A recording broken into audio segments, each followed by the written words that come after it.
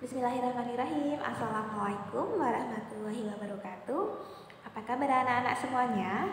Semoga dalam keadaan sehat walafiat dan dalam lindungan Allah Subhanahu wa taala.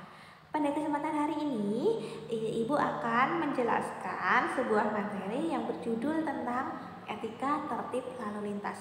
Nah, bagaimana? Menarik bukan untuk temanya? Maka dari itu jangan lupa like, komen, dan subscribe untuk mendukung channel YouTube Kreatif SMK Musi. Baik, kita langsung saja ya.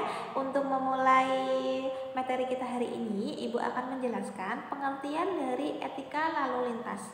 Etika berlalu lintas merupakan tingkah laku pemakai jalan dalam melaksanakan undang-undang dan peraturan-peraturan lalu lintas serta norma-norma sopan santun antara sesama pemakai jalan.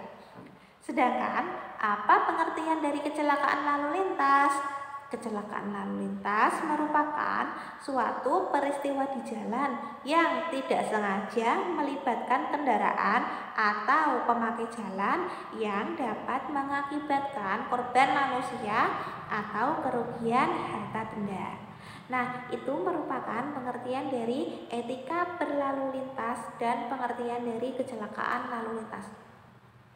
Lalu yang selanjutnya Ibu akan menjelaskan faktor-faktor apa saja yang menyebabkan terjadinya kecelakaan. Nah, faktor di sini ada 3 faktor yang dapat menyebabkan kecelakaan. Yang pertama, faktor pengemudi atau faktor manusia.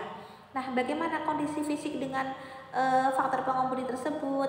Apakah kondisi fisiknya itu sehat atau fit atau sedang dalam keadaan sakit? Kalau misalkan dalam keadaan sakit, maka jangan mengemudi dulu karena itu dapat menyebabkan faktor terjadinya kecelakaan.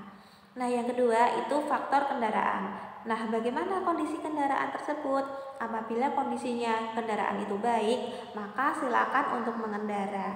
Nah, apabila kondisi kendaraan tersebut kurang baik, maka ditunda dulu untuk mengendarai kendaraan tersebut karena itu dapat mengakibatkan faktor terjadinya kecelakaan. Untuk yang ketiga itu ada faktor jalan.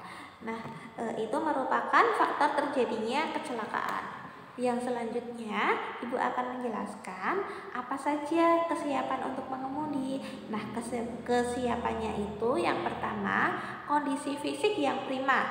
Jadi, kondisi fisik pengendara tersebut itu harus prima, harus dalam keadaan sehat, gitu ya. Untuk yang kedua itu identitas diri berupa SIM sesuai dengan kendaraan yang dikendarai. Nah, dia mengendarai kendaraan apa? Misalkan mobil atau motor. Kalau mobil itu identitasnya berupa SIM A, sedangkan kalau motor berupa SIM C. Nah, itu harus dipersiapkan, harus mempunyai SIM tersebut agar siap untuk mengemudi. Nah, untuk yang selanjutnya itu ada kesiapan mengemudi itu berupa STNK sesuai dengan jenisnya. Nah, jenisnya itu apa? Disesuaikan dengan STNK-nya.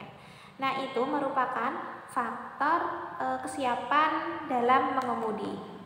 Untuk yang selanjutnya, kalau misalkan pengendara motor itu harus memakai helm. Nah, apa saja manfaat memakai helm? Manfaatnya yaitu yang pertama untuk melindungi kepala bila terjadi kecelakaan.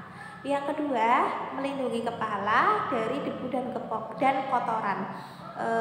Jadi itu manfaat dari helm. Ibu sarankan untuk anak-anak semuanya jika berangkat ke sekolah atau pergi kemanapun harus memakai helm. Untuk yang selanjutnya, kesiapan dalam menaati aturan lalu lintas. Nah, apa saja kesiapannya? Yang pertama, setiap orang yang menggunakan jalan harus berperilaku tertib. Yang kedua, setiap pengemudi kendaraan bermotor di jalan wajib mematuhi peraturan lalu lintas. Yang ketiga, setiap pengemudi sepeda motor harus menggunakan helm SNI. Nah, ini untuk anak-anak semua siswa-siswi SMK Musi, Ibu harap semua helm yang dipakai adalah helm yang sudah SNI, gitu ya. Nah, ini untuk yang terakhir ini pada saat di jalan ada pemeriksaan harus bisa menunjukkan surat-surat. Nah, itu penjelasan mengenai etika tertib lalu lintas.